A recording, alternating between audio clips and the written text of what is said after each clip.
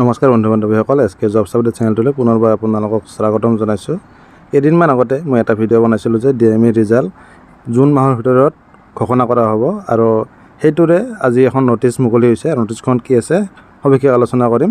তো যদি আপোনালোকে অফিচিয়েল ৱেবছাইট ভিজিট কৰে dme.assam.gov.in, তেতিয়াহ'লে আপোনালোকে ইয়াতে কোনো ধৰণৰ আপডেট এতিয়ালৈকে নাপাব। ইয়াতে যদি চাই আপোনালোকে লেটেষ্ট ছেকশ্যনত ইয়াতে এডভান্স নটিচ আৰু ৰিক্ৰুইটমেণ্টৰ নটিচ এখনহে ইয়াতে পাব। তো এতিয়ালৈকে কোনো ধৰণৰ ৰিফ্ৰেছমেণ্ট বা ইয়াতে কোনো ধৰণৰ আপডেট এতিয়ালৈকে অহা নাই। আগত যিখিনি আছিল সেইখিনি ইয়াতে শ্ব' কৰি আছে। তো নটিচখনত কি আছে আমি আলোচনা কৰিম, যে কিহৰ ৰিজাল্ট আজি ঘোষণা কৰিব বা আপোনালোকে কেনেকৈ ৰিজাল্টটো চেক কৰিব, সেইখিনি আমি এইটো ভিডিঅ'ত আলোচনা কৰিম।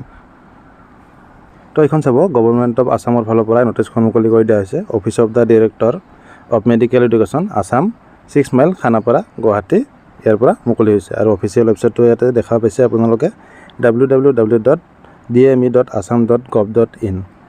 আৰু ইয়াতে লিখা আছে যে publication of list of short listed candidates of written examination grade 3 technical post.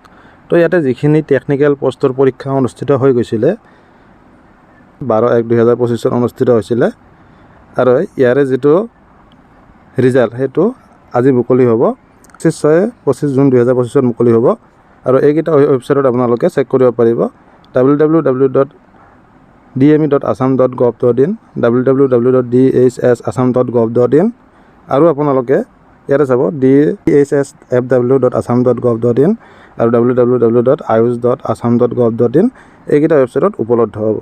তো কথাটো হ'ল, ইয়াৰে যিটো গ্ৰেড 3 নন টেকনিকেল আছিল, ইয়াৰে নটিচ এতিয়ালৈকে অহা নাই, কিন্তু এই 2 দিনৰ ভিতৰতে ইয়াৰে নন টেকনিকেলৰো নটিচ এখন অহাৰ যথেষ্টখিনি সম্ভাৱনা আছে। তো চাওক আপোনালোকে, টেকনিকেলৰ হঠাতে আজি নটিচ এখন দিলে আৰু আজিয়ে ইয়াৰে ৰিজাল্ট ঘোষণা হ'ব।